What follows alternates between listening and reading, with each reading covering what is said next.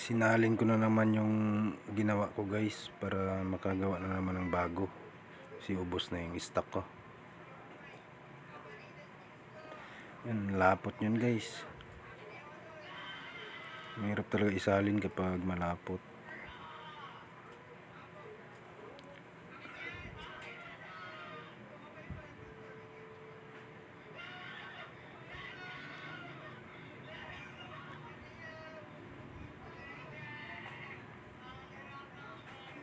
Hindi pa nalagyan ng tubig guys na ano, hindi pa nakakusot-kusot pero bumubula na.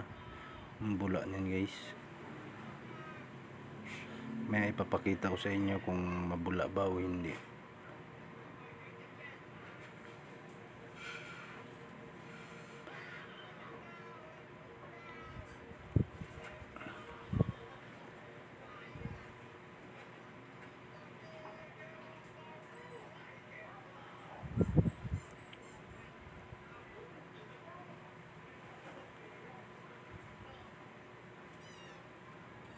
Sa mga gustong matuto guys gumawa ng dishwashing liquid, panoorin nyo lang yung mga video ko dyan sa YouTube channel ko guys, yung mga full video. J Vlogs yung YouTube channel natin, J Vlogs.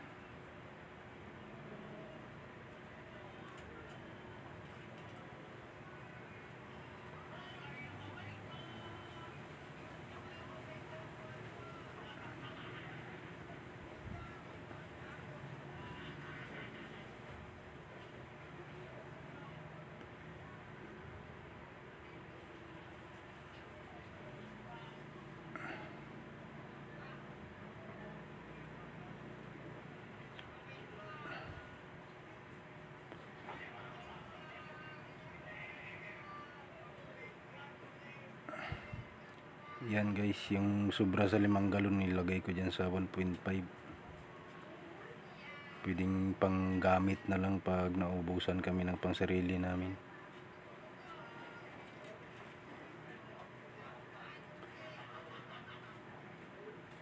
Pwede rin pang dagdag yan sa susunod na gawa pag mayroong kulang.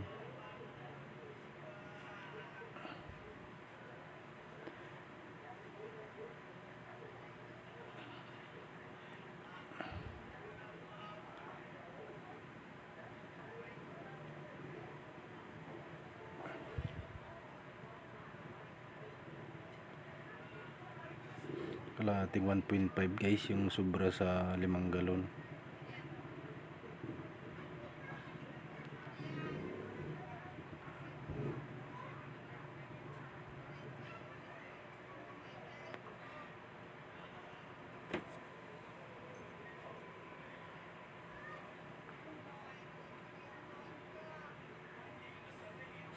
Nilagyan ko nga ng tubig guys yung ano dyan, yung mga tira-tira para panghugas ng mga plato,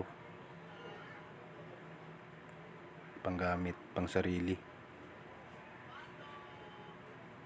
May kulay pula pa nga yan guys yung lagayan ng pang sarili kasi ano, pula yung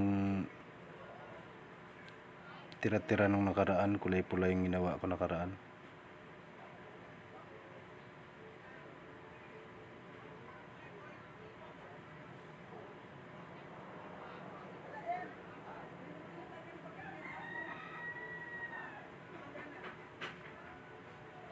Tatlong araw na ano yan guys, panghugas ng plato. Yan, tinisting ko guys kung mabula. Sureball guys, mabula siya guys.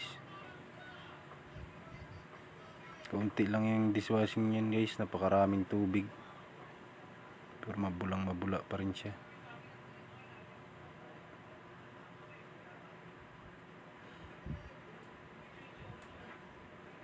Yan guys, 5 galon at may sobrang kalahating 1.5.